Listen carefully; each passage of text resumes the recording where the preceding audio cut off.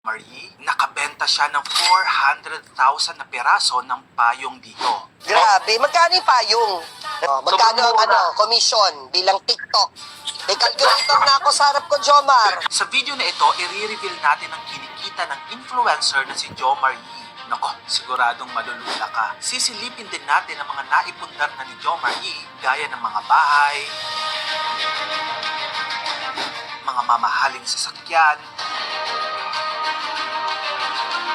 at ang kanyang bagong-bagong resort. Sa Go Update, let's go! Tara, sabay-sabay tayong mapasana all. Sa mundo ng social media, isang influencer ang sumikat dahil sa kanyang natatangi at kakaibang estilo sa paggawa ng mga skit, lip-sync at dance videos. Siya, si Jomar Yee. Siya ay tubong Caloocan na lumarga sa kasikatan sa TikTok. Ang kanyang account ay naging sentro ng atensyon at umani ng mahigit sa 10.6 million followers, making him one of the most followed personality dito sa Pilipinas. Ang kanyang account ay umani na din ng 329 million likes. Ngunit meron siyang isang video na talaga namang nagbigay sa kanya hindi lang ng kasikatan, kundi kayamanan. Sila agad, eto!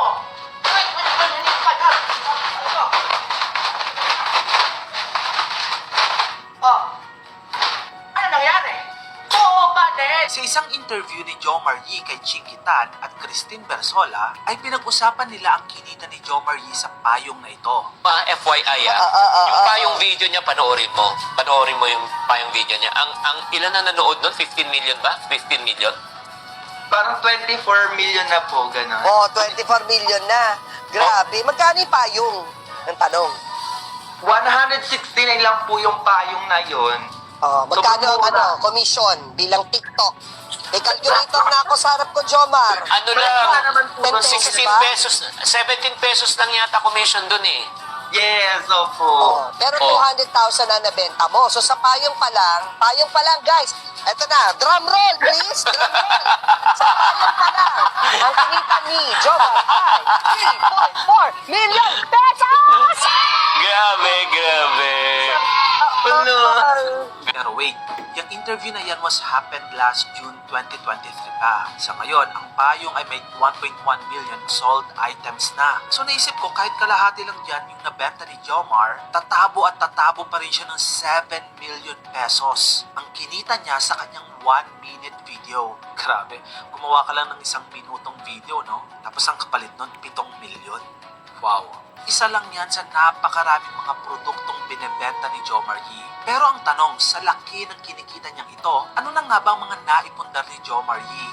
Last 2022 ay nakabili siya ng brand new car. Ito ay ang Toyota Rush na nagkakahalaga ng 1.2 million pesos. Nabasok na.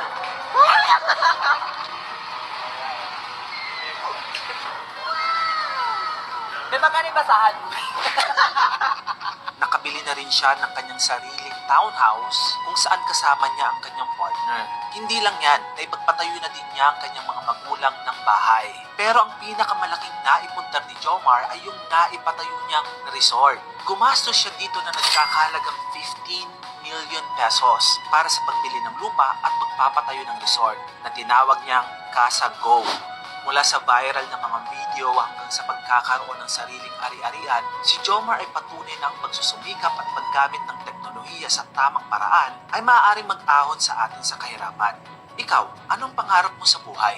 At ano ang ginagawa mo ngayon para makamit ito? Pag-usapan natin sa comment section. Don't forget to follow. Salamat sa panonood. Sa mga nawawalan na po ng pag-asa sa pagko-content creators, po kayo mawala ng pag-asa. Sa una lang naman po yan, kung konti lang po views nyo. Ganun po talaga sa umpisa. Wala naman po kasing nagsimula, diba, sa mayaman. Sa baba muna po tayo na dahan-dahan aangat. Kaya wag po tayo mawawala ng pag-asa. Yun lang po may papayo ko. Go lang tayo sa goals natin. Yun lang po. Kaya natin to, wag tayong susuko. Go lang tayo po.